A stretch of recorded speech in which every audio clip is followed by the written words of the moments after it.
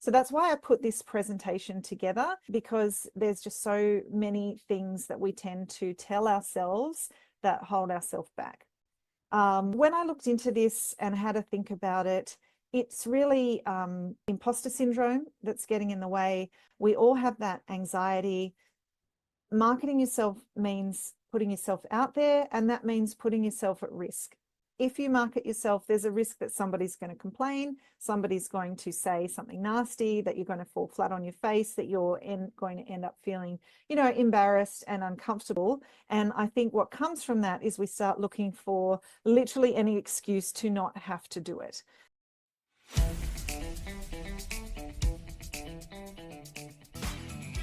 This is the Business Owners Smashing It Online podcast for entrepreneurs and business owners looking for cool online tools, apps and strategies to make business easy online. My name is Nick Clea and I'm your host.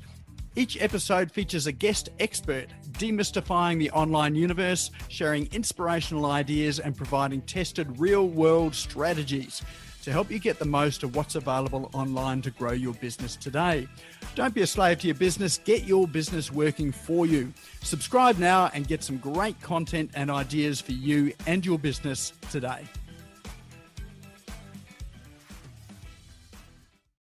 All right, well, this is the time in the evening where I get to sit back and relax and to relieve my mind of some of the mental roadblocks that I've got stopping me doing my marketing. We've got Clea Jones here. She's going to be talking about things from a marketing perspective. And in fact, I met Clea through someone who's just come onto the show, Dennis Giannouts. So Clea was working on a website and a magazine that Dennis has put together for his magazine's called Adapt. In fact, I've seen the magazine. I'm actually in Auckland, caught up with Dennis a couple of days ago, saw the magazine, absolutely fabulous. And Clea's done an amazing job with some of the copy in there. It's been really good. So, and the magazine is sensational. I know that it's been getting Dennis business as well already. So, and it's only just been published. But for those of you that haven't met Clea, you will get to meet her tonight now. She has spent 25 odd years working in journalism, in copywriting, content marketing.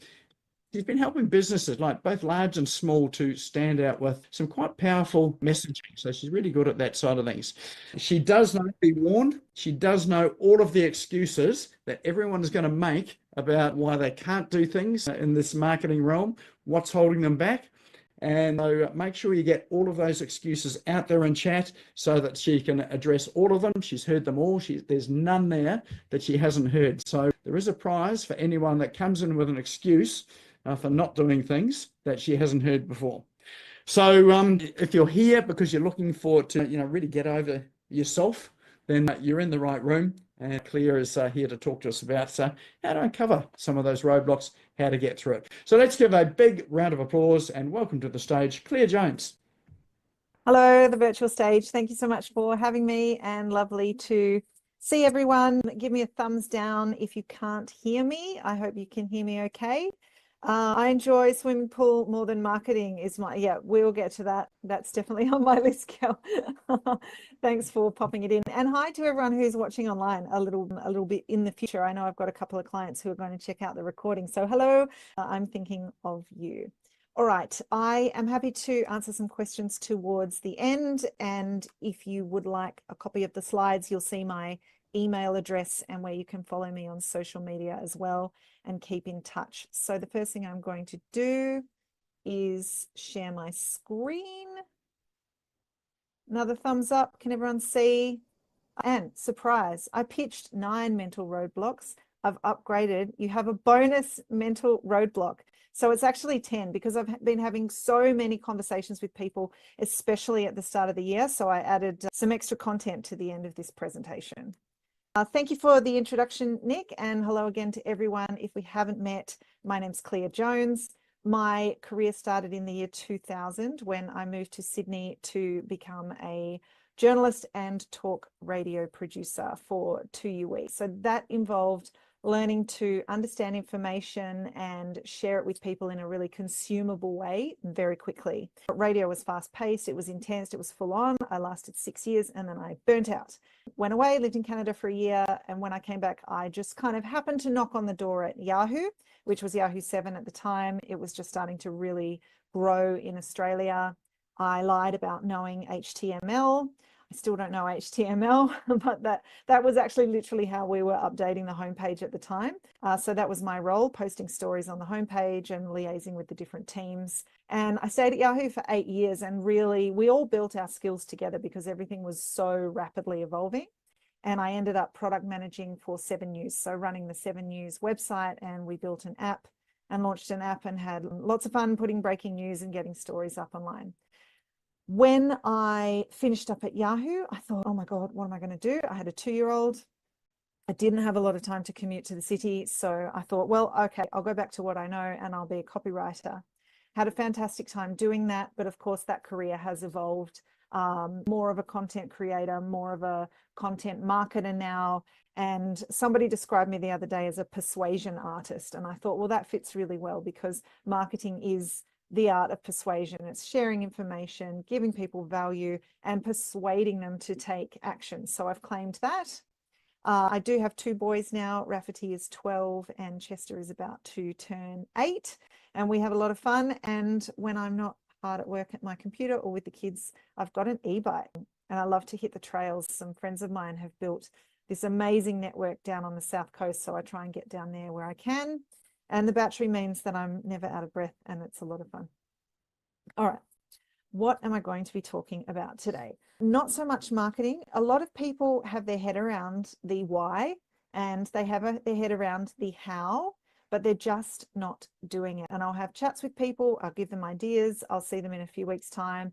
They haven't crossed the threshold.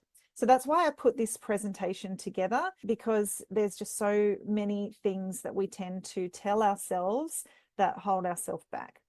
When I looked into this and had to think about it, it's really imposter syndrome that's getting in the way. We all have that anxiety. Marketing yourself means putting yourself out there, and that means putting yourself at risk. If you market yourself, there's a risk that somebody's going to complain, somebody's going to say something nasty, that you're going to fall flat on your face, that you're going to end up feeling, embarrassed and uncomfortable. And I think what comes from that is we start looking for literally any excuse to not have to do it. There is nobody that I know that doesn't have this fear and doesn't have this stress when it comes to marketing. I've sat with people who would absolutely surprise you and talk to them about their marketing and had these excuses come out. So it's absolutely normal. But if you want to grow your business, if you want to get the customers you deserve, and if you want to help as many people as possible, which is why a lot of us are in business in the first place, you've got to overcome these roadblocks. So that's why I've put them all together. To reiterate the importance of marketing, if you weren't aware, more than 50% of content that's consumed comes from organic search, not paid ads. So you need to be out there and putting yourself in front of people. Surveys show, you probably know, you've seen this, 91% of professionals say, yes, we get success with content marketing. And the reason it's successful is that you're not asking for people's time. You're giving them value. You're giving them something for free, rather than just trying to go sell, sell, sell. And that's the way that you're building trust and you're building credibility and people are getting to know you. So there's a stat there, email marketing generates 36 for every dollar spent. It's pretty exciting. Even if that's on average, the potential is there. So we need to be marketing our businesses. It's a must have. All right. Let's get into our 10, and I'll try not to keep you too long because I know people have things to do. Nobody cares what I have to say. So when you're talking about your work and what you are 100% passionate about, your friends, your family, the guy at the gym, they might start to glaze over. It's kind of not very interesting to them. You can tell that they're not listening. You think, okay, I'll be quiet. That's because these people are not your target audience. The saying that I keep in mind, what you seek is seeking you. So it's a very old saying. For every little bit of information you have, every bit of knowledge you have to share, there is someone or some tens of thousands of people sitting there right now thinking, goodness, I wish I knew the answer to this particular question. So when you're holding yourself back from marketing, think about those people that you can help and how interesting this information is to them right in this actual moment. They care what you have to say because they want to know. Number two, now a case study with this, I have an amazing client who is a self-managed super fund advisor. And we worked very hard together on a magazine, but I noticed that he is just hesitating over the final touches. And I said to him, what's going on? And he said, I just don't think the information is thorough enough, because he sits in this world where self-managed super is what he absolutely lives and breathes. And he has completely forgotten that for any of us, basically, this is all interesting, new, need to know stuff that we do not have already sitting in our brain. Something happened with me similar. I was chatting to someone, blah, blah, blah, SEO, blah, blah, blah, SEO. And he went, hang on, what is SEO? To me, I can't imagine a person on earth doesn't know what SEO is. But yes, there are still people out there who need it to be explained. When you explain it, you don't have to be the world's top expert. If you're sharing this information with somebody who doesn't know it, you're the subject matter expert and you're the one that they're going to turn to. So just try and put aside the fact that all this stuff is spinning in your brain so constantly that it just doesn't seem interesting or new. It always is to the people who want to hear it. All right, number three, I don't want to overwhelm people with information. You have probably noticed this as well. You put a post up, you get likes from the same 5 people pretty quickly, or 6 people. One of them might be your mum or your partner, or, you know, a random person that you kind of met at work 10 years ago. They're just always there hitting like on your status. Everybody has their little mini collection of super fans. I know Dennis, who I've done a lot of work with, I always make an effort to like his status. And Kel, I like, you know, I love to hit like.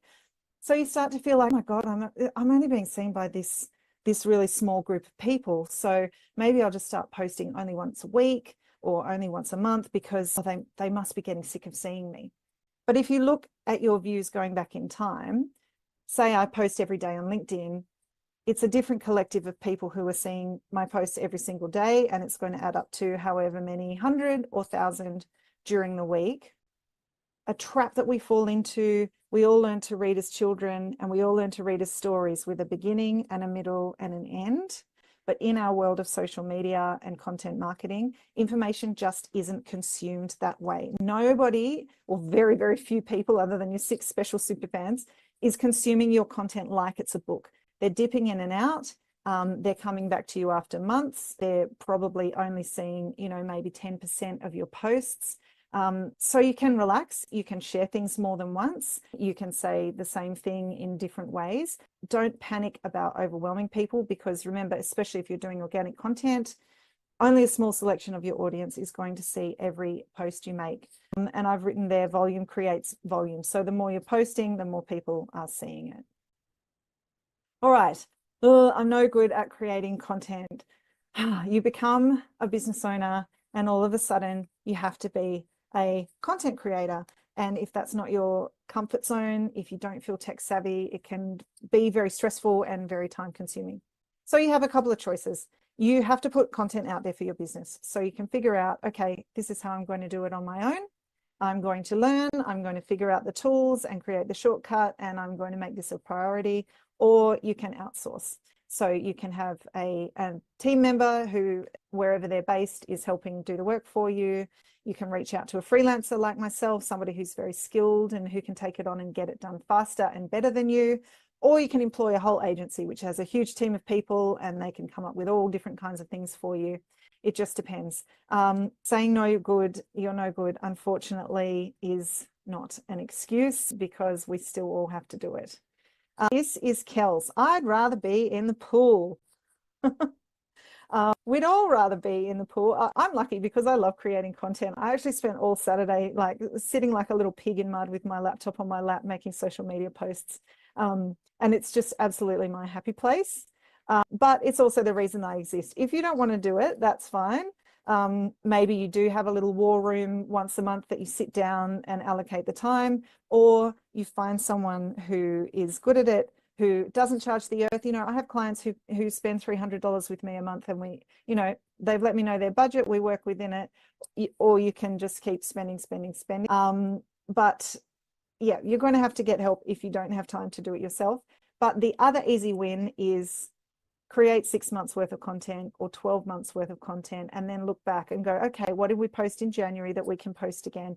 Okay, we wrote that article, it went really well. Now we're turning it into a video. We're not going right back to the drawing board. Or how can that article be a lead magnet, or 10 different social media posts, or a presentation or a press release, and we can recycle that content, and then you're not going back to square one, and you've got your afternoon to go for a swim. And one day, Kel, I'll make it up to Thailand and come for a dip and check it out. Now, this one, to be completely honest, I would rather that you slap me in the face than said this to my face, because people have said that to me before. Marketing doesn't work. I'm like, okay, because you posted a few things, because you put up one post a week and nothing happened. Firstly, marketing is like your fitness routine. You're not going to get results unless you put the steady and consistent effort in. Secondly, it's not working because you're doing it wrong. Do you have your target audience clear? Do you have your offer at the end of your marketing clear and your call to action? Do you have your SEO dialed in? Do you have your messaging right? What opportunities are you missing? If it's not working, go back, start again. It's always a matter of testing, trialing, and just keeping on going. I've got more slides on this because it starts to make my temperature rise. This is just an example from Search Engine Journal. So they post more than once a day, probably, you know, 3 or 4 or 5 pieces of content a day, and they're getting over 1 million unique visitors a month. We don't need audiences that big to get results, but they're doing it because it works, and other big brands are doing it because it works. My final kind of drive at home on this, I had my graphic designer create this template for me. When somebody says something nice, I quickly turn it into a piece of content, really quick, really easy. I didn't even ask because I just said their job title, not their name. This post got me $8,000 worth of business. I just happened to throw it up. And somebody who's been following me, who I've worked with in the past, went, you know what? I was just sitting here thinking, God, who's going to help me get this done? Right person, right time. What you seek is seeking you. It doesn't have to be overly complicated. Speaking of complicated, the next challenge that we all run into is, how do we keep coming up with ideas? And again, this is a mindset shift. Ideas are not finite. There is absolutely no limit to the number of things you can talk about and the number of ways you can talk about them in your business. If you want to get in the habit, just keep some notes on your phone, have a note app, email yourself with ideas. When you see a good article, email it to yourself, email it to your team, and you'll start to kind of look at the world from a content perspective. I actually went skydiving a couple of weeks ago, and I was sitting in the plane and I was thinking, I don't want to do this. And then my other brain went, think of the likes, Clea, think of the likes. And so I thought, okay, I'm going to post this on social media. So it's a really embarrassing, bad video, but it got fantastic engagement. Literally everything is content. Of course, know your audience, do your research, put some different types of posts. You can't constantly be posting, here I am by the pool, here I am skydiving, mix it up. But when you get into this mindset, truly everything can be a social media post that you can relate back to your business. If you would like a copy of the slides at the end, this is my list of kind of ways to shape your content. If you think about the frequently asked questions that are probably already living on your website, or that your customers come to you and your sales team with every single day, that can be probably 25, 30, 40, 50 different pieces of content. You can put a bit more effort into case studies with some nice pictures. Sharing your story is really important. It's quite a long list. I was talking to someone the other day. They said, well, I have a crane company. Should I be doing a pet of the week post? I said, of course, everybody's going to engage with a cute picture of a dog. Just to sidetrack for a little bit, now you're coming up with ideas, and this is great. How are you going to filter them out? A formula that I have learned is, out of 6, 3 to educate, 2 to feel, and 1 to sell.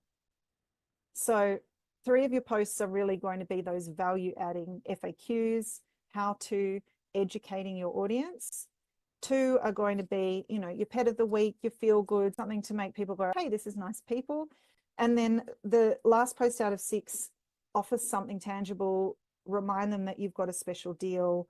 Sometimes as marketers, we forget to actually tell people what we're selling while we're just, sharing nice pictures of ourselves with our dogs and jumping out of a plane and having a lot of fun. So if you're getting overwhelmed and feeling like you've not got the balance right, that's just a really good, simple formula to follow. So I hope you find that helpful. Now, another client, 10,000 followers on LinkedIn, doesn't like it when people brag about themselves. Database of 20,000 clients, doesn't want to annoy them with newsletters. So how are we going to grow your business? Do you think that Jeff Bezos is saying to his team, oh, we're Amazon, we don't want to annoy people? Do you think that Domino's kind of is sitting there reassessing the fact that they send their subscribers 5 text messages a week about deals and offers? They're not. You're a brand now, you have to market your business. I've heard it said, this is one from Dale Beaumont, that if you're not annoying at least one person a day, you're not marketing your business enough. If people don't like it, they'll unsubscribe, they'll unfollow. You might get 1 complaint out of 100, but if you hold back because you don't want that one nasty email out of 100 people that you're sending to, then you're missing out on 99 potential customers and advocates for your business. It's a really big one that you have to get over when you're promoting yourself as a business. But if you just can't stomach it, then start sharing emails that are coming from your business rather than you, and posting content that's coming from your business rather than you. That's kind of a workaround if you just can't stand the thought of showing up in people's inboxes constantly. And number 9, I hate the way I look. Don't we all get kind of a fright when we see ourselves on camera or hear our voices? And there's just so many of us that never ever hold our phones up to our faces because we just cannot quite stand the thought of it. Somebody said to me, Clea, you don't owe anyone pretty, which is something that I remind myself. And what I think about too is when I'm sharing content, when I'm doing videos, people are interested in what I have to say a lot more than how I look. So that helps me get over it. Another tip is to just do it. Just give it a go. You'll get used to the look of your own face. You'll get used to the sound of your own voice. The more you practice, the more you will be able to just deliver a piece to camera and get it out there without stressing. And you'll notice the feedback, because familiarity breeds trust. This is something a lot of real estate people do really well. If you got on a train and your favorite actor or your favorite sports star was sitting on the train, you'd have the feeling that you know them. You'd feel like you could talk to them once you got over the kind of initial excitement, because your brain goes, hey, this is someone I know, this is a friend. And this works in the world of small business as well. So when people are seeing you and they're seeing you talk and they're seeing your nice, happy face, they're actually forming a bit of an emotional connection and a level of trust with you. And you're elevating yourself above the people who are just putting out content without the nice pictures, without the nice photos. You're definitely giving yourself the edge. It's worth pushing through your own block to get through. All right, number 10, this is the one that I added, and especially in today's world when we have a million tools, a million platforms, a million options, a million messages. How can I market my business? Because I just get overwhelmed. I'm full of ideas, and marketing is like a massive jigsaw with a lot of little jigsaws inside it, and there's all these different pieces, and I don't know how I'm going to put this jigsaw together, so I'm just going to go, it's too hard. You have to start somewhere. Start with your goals. What do you want to achieve from your marketing? Who are you selling to? Once you've got that figured out, you can start to think strategically about how you're going to attract their attention, how you're going to keep their attention, how you're going to turn them into sales, and how you're going to turn them into repeat customers. You don't have to be on every platform. You don't have to be on every channel. Start with a few, build it out like the legs of a chair. Put together a calendar so you know what's coming, get it all out of your head and onto a schedule, and work with a team who can help you so that it's not constantly spinning around. I added this slide, which is the many, many pieces of the content marketing jigsaw. This is something that I help people break down. There's so many different types. You've got your social media to attract attention and your website with your SEO. You've got your lead magnets and your different assets that are going to kind of land in people's inboxes. You can be talking and presenting the way I'm doing tonight. Then you've got your emails, your follow-ups, your newsletters, your I'm still here. Hey, don't forget about me. Here's something special. Here's me offering more value. you can keep going and extend into your ads and remarketing so that people who have visited you can see you again. And a lot of people forget this missing last piece of the puzzle, which is something tangible to offer.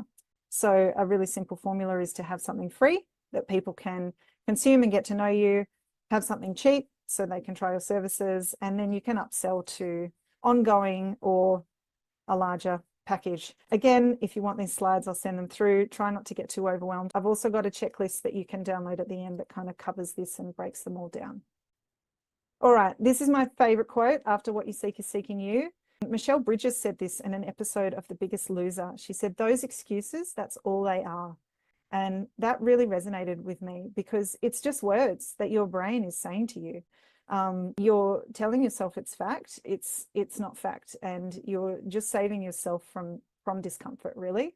So yes, people do care about what you have to say.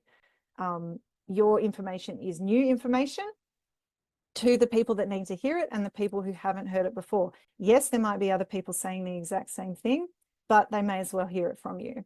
Your content is not being consumed like a book. It's not linear. People are dipping in and out. So don't get into that headspace that you have to kind of keep sharing something absolutely new in a sequence all the time. Practice, you'll get better. If it's killing you and you want to be in the pool, get someone else to do it or recycle your content. If content marketing didn't work, the major companies wouldn't be doing it. Ideas never stop. So don't tell yourself that they do. There's always a new idea. There's always something that can be content. No matter how small you are, if you're a team of 2, if you're just your own, if you're kind of 5 or 6, try to have a big brand mentality and market yourself like a big brand, because we all want more leads than we need. It's kind of the #1 goal for all of us. And stay calm and get help if you need to, and break things into little steps. So that's my whole presentation. Let me jump to the door prize. I've got 2 more slides, this one and some details where you can contact me.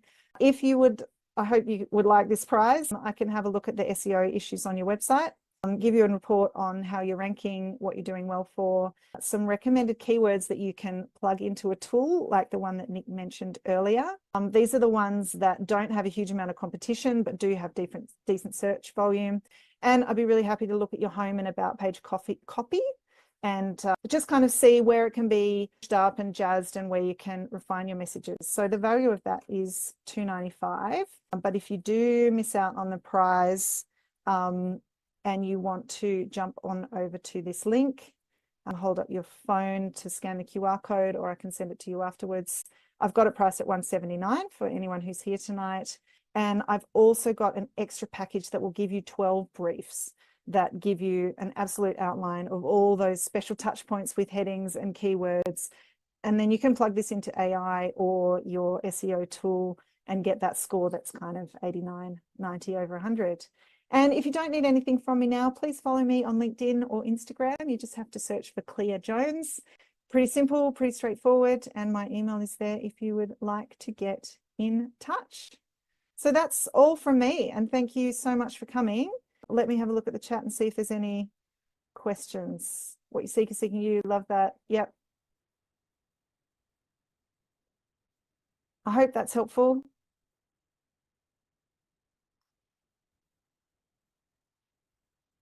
Yeah, a business name. Yeah, totally. I'm Vlad. If you don't want to put your own name out there, that's an option. Although people love a personal connection. So you can, it just depends. It depends on what you're doing.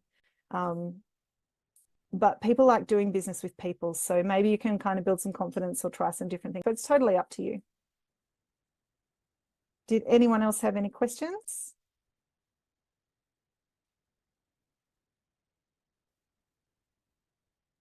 Oh, Nick, you're on mute, but I guess my question. Let me try unmuting.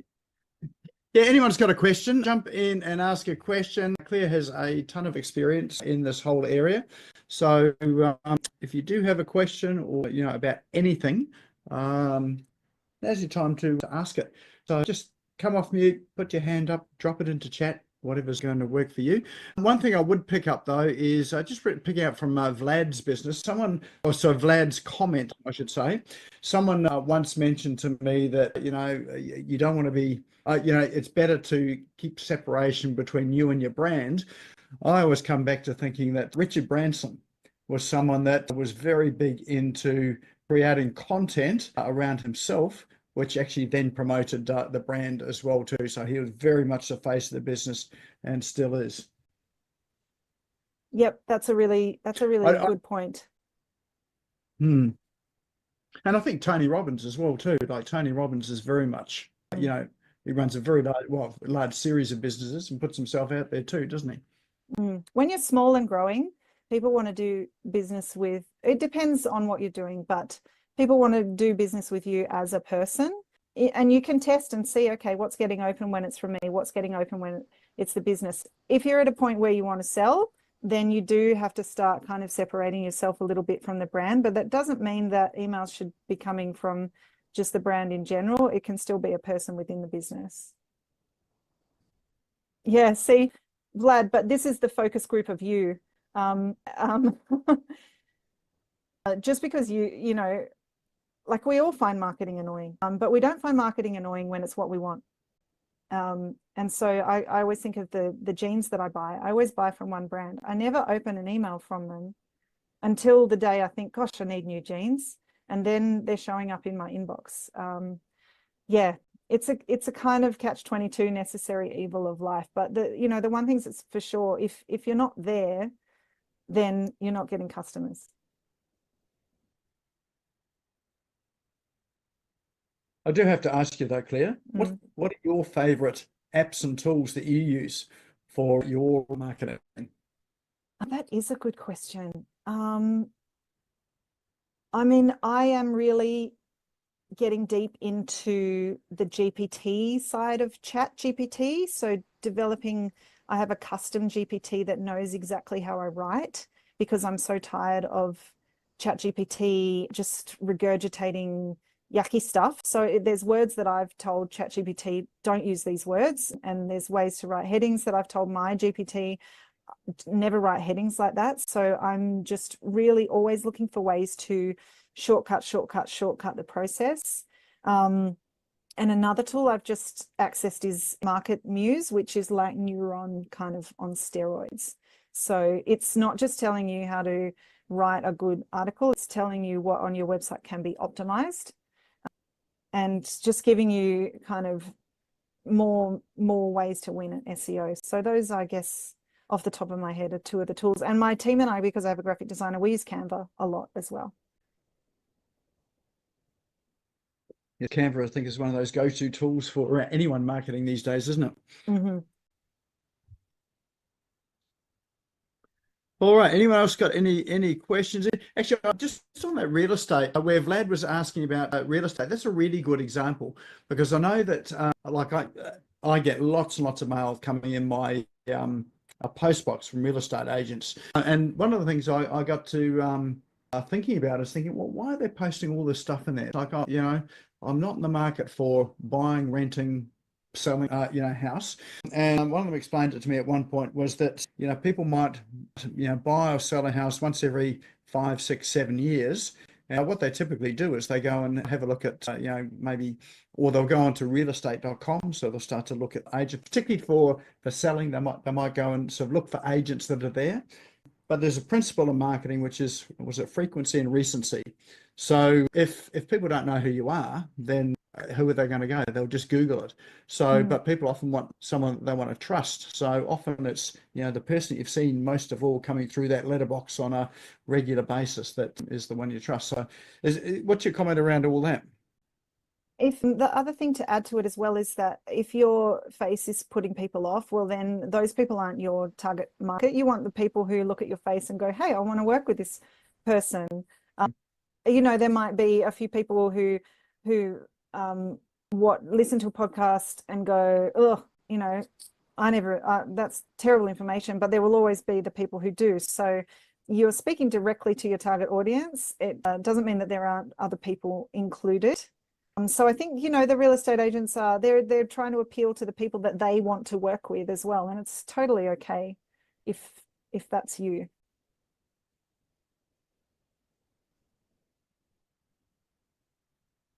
All right. There is another comment there. David Fisher gets the prize for noticing changes here. Paul Kennedy has now gone from pink to green. Love it. Any other comments or questions that you got? This a good opportunity to really sort of pick the brain of someone like Clea, who sort of has worked with across so many businesses. Kel, have you got your All hand right, up? I've got Kel. Yeah, look, I actually want to make a statement, and Clea knows this. Like, you're talking about, the importance of actually just keeping on putting it out there and how much, email marketing actually works. So some time ago, I actually reached out to Clea. I hadn't talked to her for a long time, and there was something she put out there that just resonated after like literally weeks, months and months, probably years of actually receiving your emails. There was one that actually sparked a conversation, and that, by the way, has not gone away. That there's still some stuff in the background for me, but I just want to really resonate again. What you're saying today is just keep on going. You just don't know when the right time is going to be. You could be talking to the right person, but not at the right time. You just keep on going, and if they don't want to hear from you, they'll unsubscribe. Yep. Can I tell a funny story? Go for it. My partner, who I have now, I met in 2008, and that was the year that I got married to somebody else. But we were Facebook friends, and neither of us can recall anything more than a 2-sentence conversation. We worked together, but we didn't know each other, but we were Facebook friends. So we lead nurtured each other for 12 years. And we were not each other's target audience because he was single when we met and I was married. We had no need for each other. But I always thought he was nice, and I always thought he was funny, and we kept in touch, and we just, hitting like on each other's status.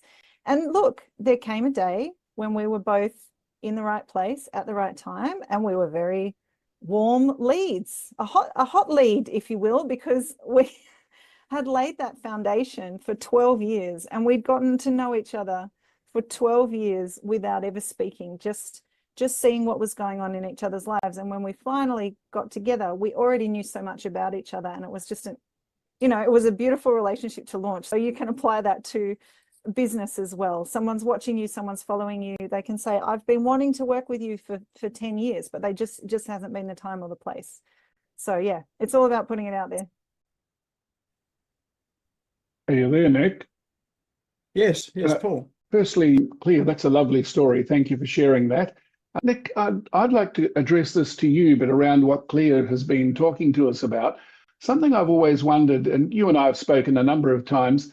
So you host these events on a Tuesday night, and typically you send the first email out on a Monday telling us what's coming up. And then on the Tuesday, you send it out about another 3 or 4 times. And I think in one of our conversations, you said that you send it out to up to 5,000 or your entire database. And just picking up on what Clea said, how does that work? Because, I mean, I know you, and therefore I'll never unsubscribe, but surely you must have a huge number of people who don't want to receive each Tuesday or each Monday, Tuesday, 5 emails about the same thing. So can you tell me, how do you manage your way around that? I've often wondered, and I'd love your thoughts on it.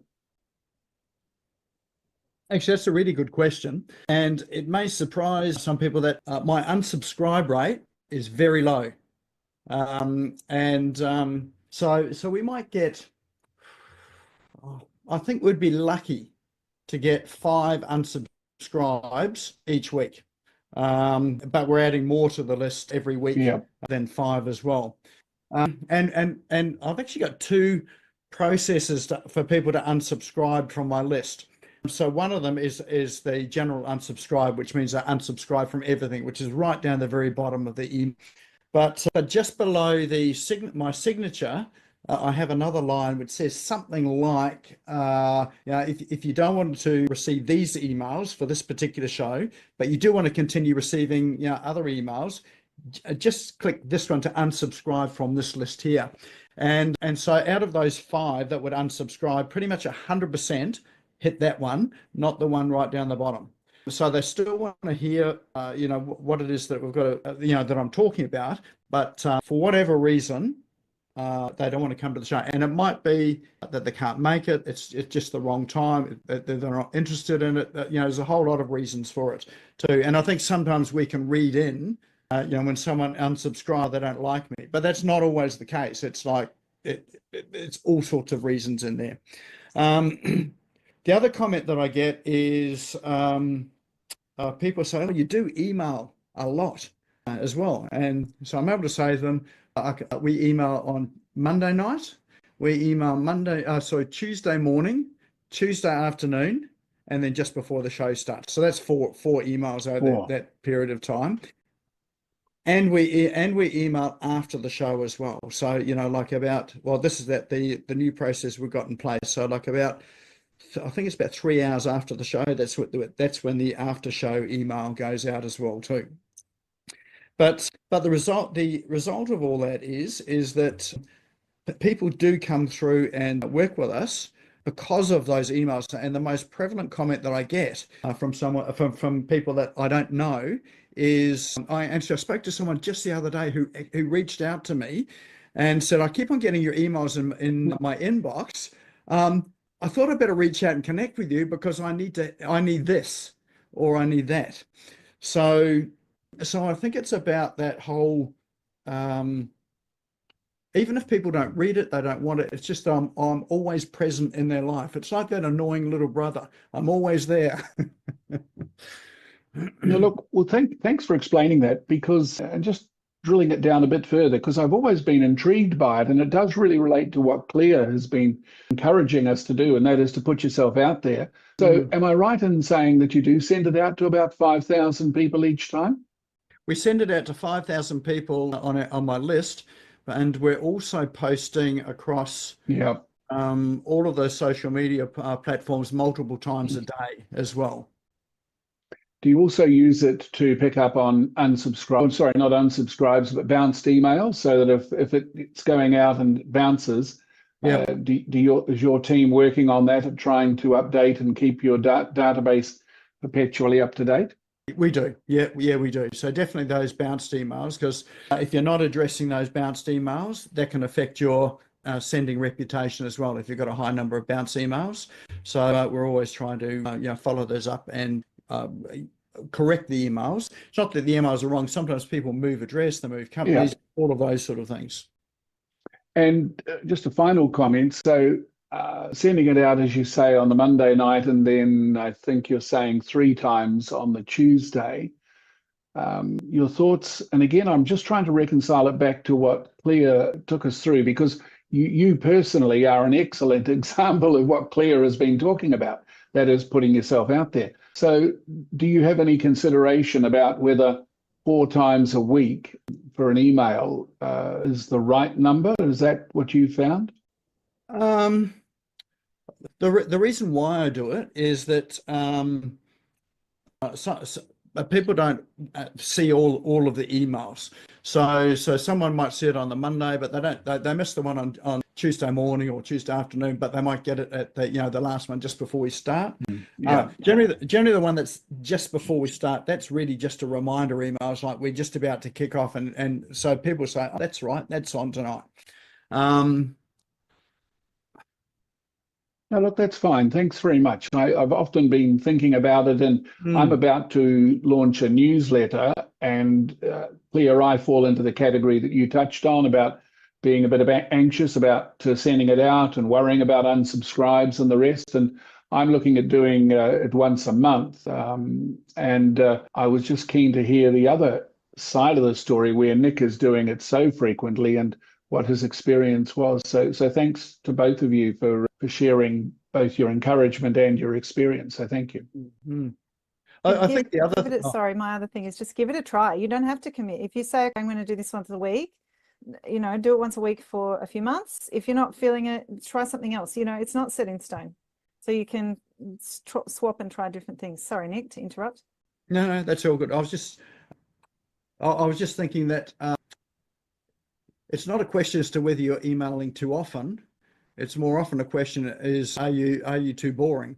Yeah. So if you've got things that are of value and of interest, then people will stick around your circle. But if you've got something that's of no value or not relevant or whatever, that's when people are going to unsubscribe. Yeah, unsubscribe. Yep. Actually, I wanted to re-emphasize, because I had been watching what you'd been doing, and I love the fact that you have two ways of unsubscribing, and you touched on that before, where you can unsubscribe totally, which hopefully they don't, or alternatively, if they don't want to get the weekly emails, the one that comes out 4 times on a Monday, Tuesday, they can just unsubscribe from that. I think that's a very clever way of differentiating as to who you're targeting and when. So I found that helpful. Thank you. Mm-hmm. All right. Any other questions, comments on anything we've talked about? Actually, just you brought up newsletters, Paul. What's your take on newsletters, Clea? Because often I hear people say, I've done a newsletter and it didn't work, but they did it 3 times. And the problem was they couldn't commit to the time to do it for 12 months or whatever. But yeah, newsletters in today's day and age. My newsletter is called 30-second content marketing tips. So people know that it's 4 sentences. I don't have the time or the headspace to do more than that. And I'm telling people what they're getting before they even open it. And so that's been really good and it's worked for me. Marketing is part art, part science. You have to test, you have to try, you have to give it a bit of a run to test your hypothesis. If you're really concerned, maybe have a chat to a couple of people, get a few different ideas and try a few different things. But if you're really clear with what the newsletters have to offer and what the content is, you will probably start to get a little bit better engagement. I found like that little strategy for me, 30-second tips, I found it really effective because everyone's got 30 seconds and they know they're just going to get one little nugget and then they can contact me or not. I think too, the trap we fall into with marketing is like, well, I offered it to them and they didn't want it. But again, it's that, that's not how marketing works. It's kind of cumulative and, like one post can get you a $7,000 job and you think, why have I done everything else? But the more you've got out there, the volume, produces volume, the more you're increasing your chances of someone going, oh yeah, I remember I saw that guy the other day. He was in my inbox. Hang on, let me go look for him. Like if someone says to me, who's a web developer?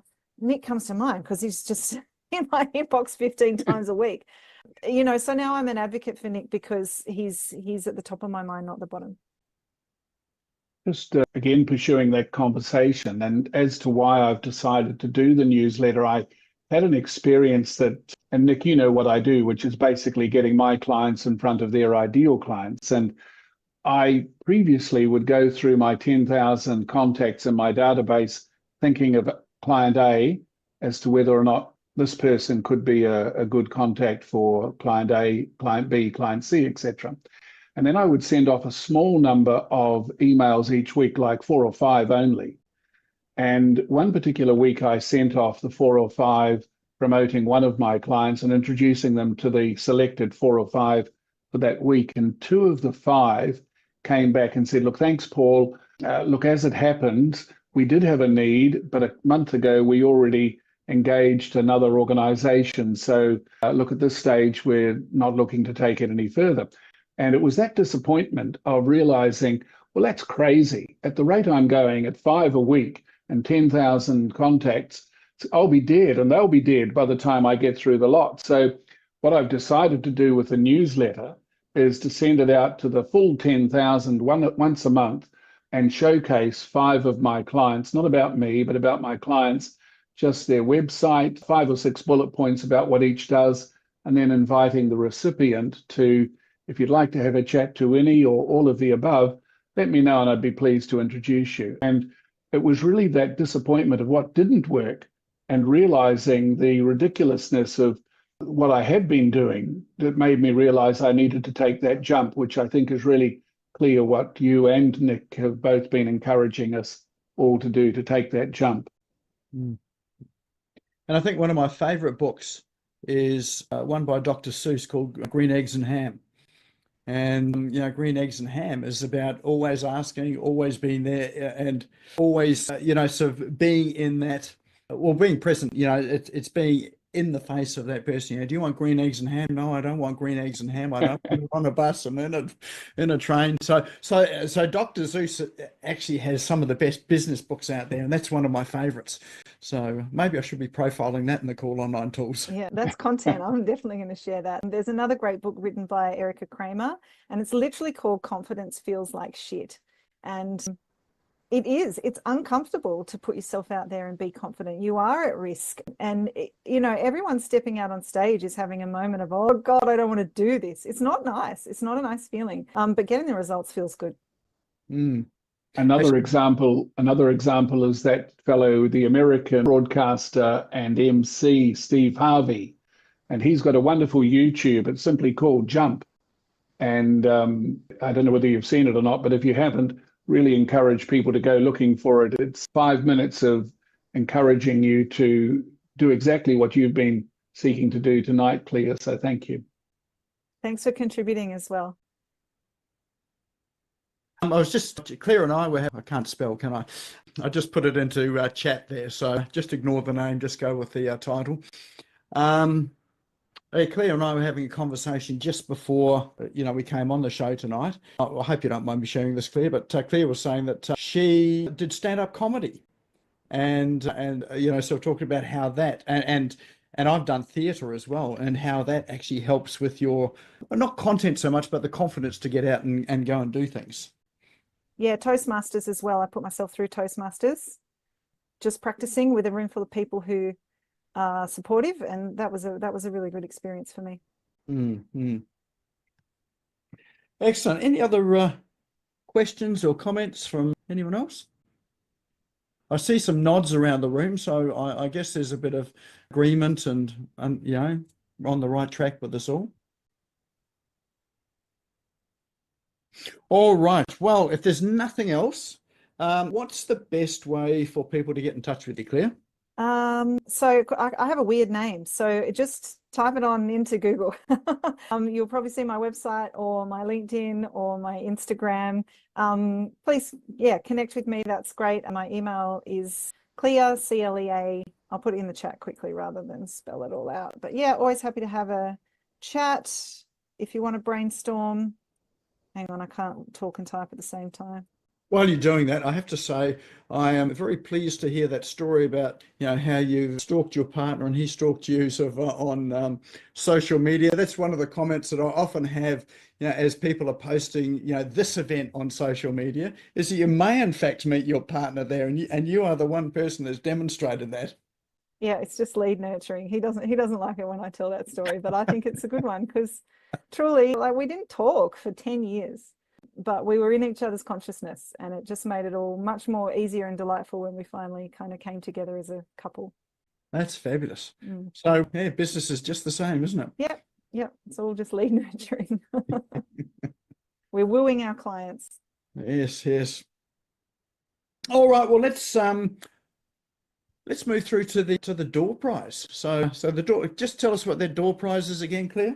I'm going to have a deep dive at your homepage and about page, let you know if the copy needs bit of love, bit of tweaking, if the messaging needs some tweaking. I'm going to pull out a bunch of keywords that you can be creating content around to draw in some SEO. And I'm going to do a review and let you know as well if there's any kind of major SEO boo-boos on your website.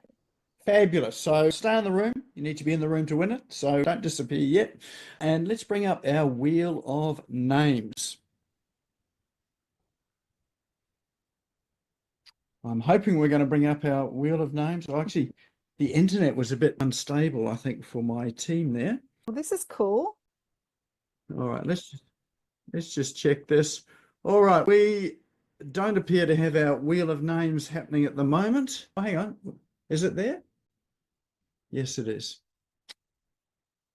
All right. I've just happened to have got everybody's up here on the screen. All right, everyone's name is in this wheel of names. So let's spin the wheel and see who our lucky winner is tonight.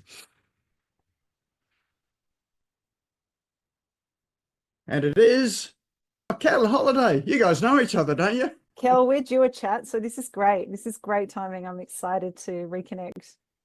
Sounds good. That's 2 weeks in a row. I was going to say, Cal, how's all this happening? Is someone rigging this, or Mate, it's yeah, put in the energy. I was going to say, is this a new AI tool that I need to know about? Excellent. All right, well done. And it sounds like you know each other. We'll connect you anyway, but yeah, but if you know each other, you can organise that yourselves. Once again, let's put our hands together for Clea for such an excellent presentation tonight. And hopefully some good value in there for you to be able to go and implement that. No excuses, no imposter syndrome. Let's just get out there and get it done. I expect to see 4 emails from each of you in my inbox over the next couple of days. If you enjoyed the session and you'd like to watch it again, it will be on the Smashgo YouTube channel. I think tomorrow afternoon it'll be up there. The link for that will be in chat. So now's a good time to actually save the chat, because all of those links are in there. You save the chat with those 3 dots on the top right-hand side. And of course, if you know someone else that you think would want to see this or would find value in it as well, send them along to the YouTube channel tomorrow afternoon. It'll all be up there and they can catch the full conversation on the channel. Next week, it's all about podcasting, how to set up a podcast, how to optimize it, how to profit from it, and how to make it work. So the speaker next week is Joel Trappiani, he's very interesting in this space as well too. So come and register for that one. That one also sounds like it's going to be an excellent session.